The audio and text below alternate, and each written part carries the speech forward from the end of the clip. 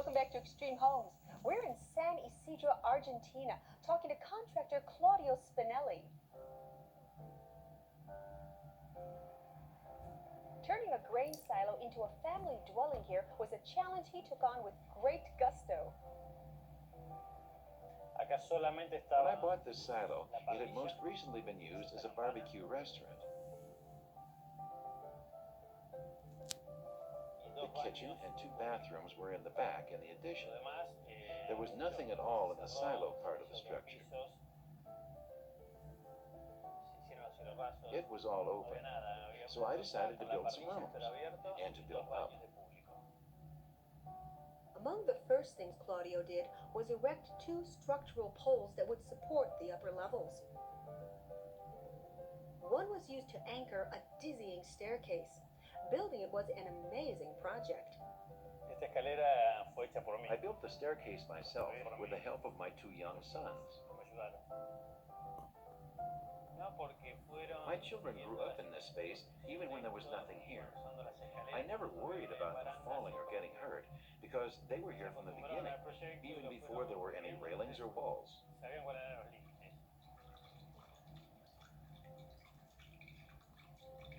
The other big structural pole also supports the upper levels, but Claudio decided to have some fun with this one.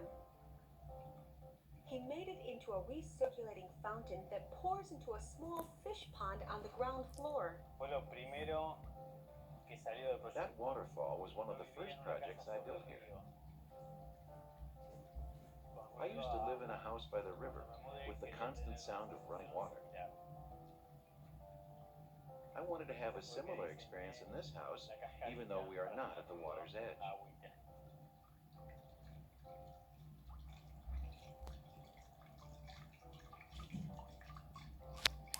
One of the most basic improvements that Claudio made here was to coat the steel walls with a polyurethane foam painted a warm gold color. I needed a lot of thermal insulation, otherwise this place was not habitable. There was nothing to protect us from the heat of the sun hitting the bare metal. And although there's a lot of natural light in here, most of the window glass is actually mirrored on the outside to reflect the sunlight. That not only helps keep the place cool, but it also prevents people on the street from peering into this very open house.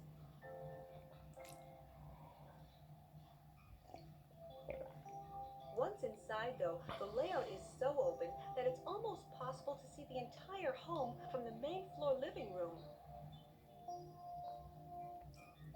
Much of that first floor is devoted to entertaining space with several separate seating areas. A spacious dining area bridges the space between a large open kitchen and the living room.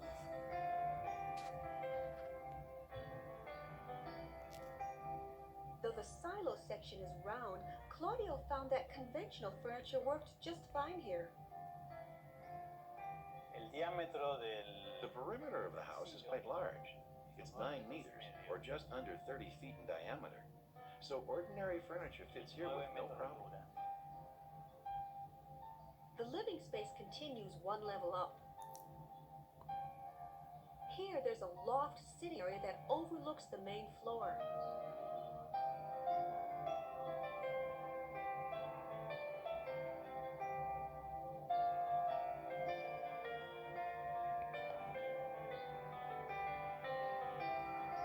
Beyond a door cut into the silo wall are perhaps the home's most private spaces, located in the 2nd-story addition Claudio made.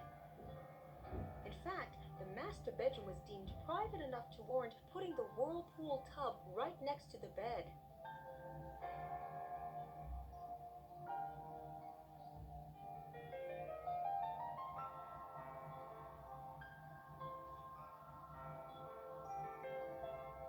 Claudio uses another room at this part of the house as an office.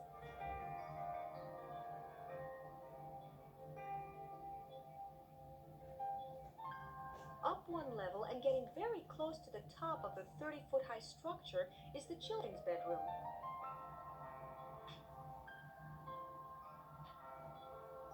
It's a loft with its own bathroom,